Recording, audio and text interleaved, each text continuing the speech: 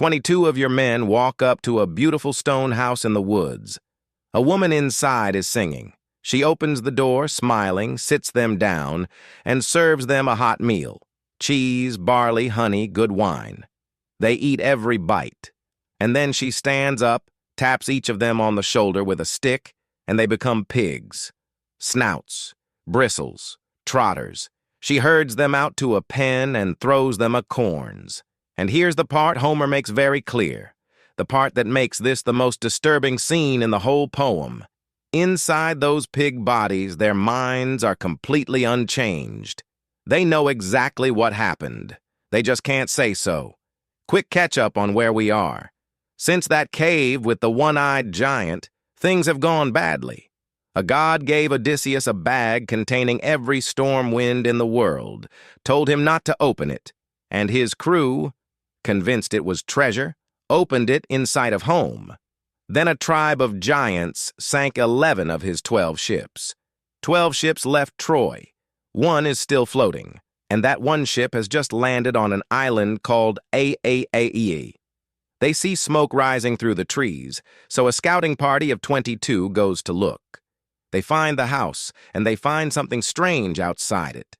Wolves and lions, roaming loose, and instead of attacking, the animals fawn on them like friendly dogs. That should have been the warning. Those animals used to be people. One man, Eurylochus, hangs back outside while the others go in. He watches the whole thing through a window, and he runs. He makes it back to the ship, so shaken he can barely speak, and tells Odysseus that 22 men walked into a house, and none of them walked out. So Odysseus goes, alone. And on the path, he's stopped by the god Hermes, who hands him a plant and tells him, "Eat this first, and her drugs won't touch you." The plant has a black root and a white flower, and Hermes gives it a name, moly. Here's the thing nobody tells you. That plant is the first magic herb ever described in Western literature. And people have been trying to identify it for 2,500 years, but the best guess is genuinely astonishing.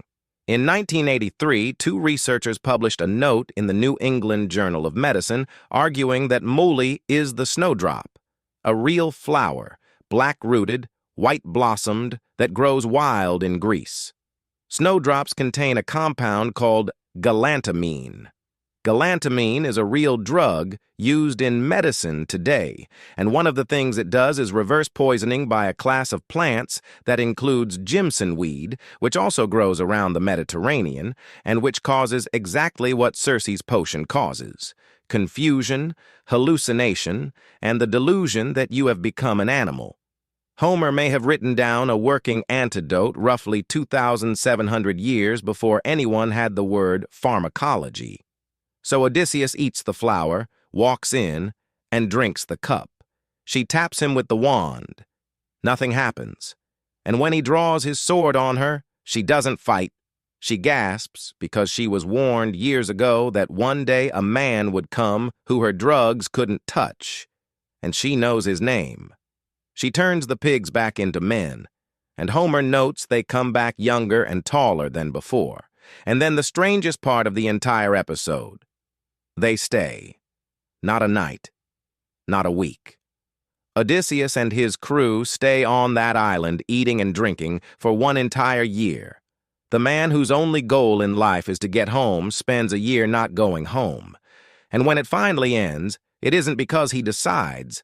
It's because his own men pull him aside and say, more or less, "Don't you think it's about time?" So the next time you say one drink or one episode or one weekend, and it turns into a season of your life, remember that Odysseus had a magic flower that made him immune to a literal witch, and it did absolutely nothing to protect him from a nice place he didn't want to leave. Nobody enchanted him. That's the scary part. He just stayed. And when he finally asked Circe for the way home, she told him there was one stop he had to make first. He had to sail to the land of the dead.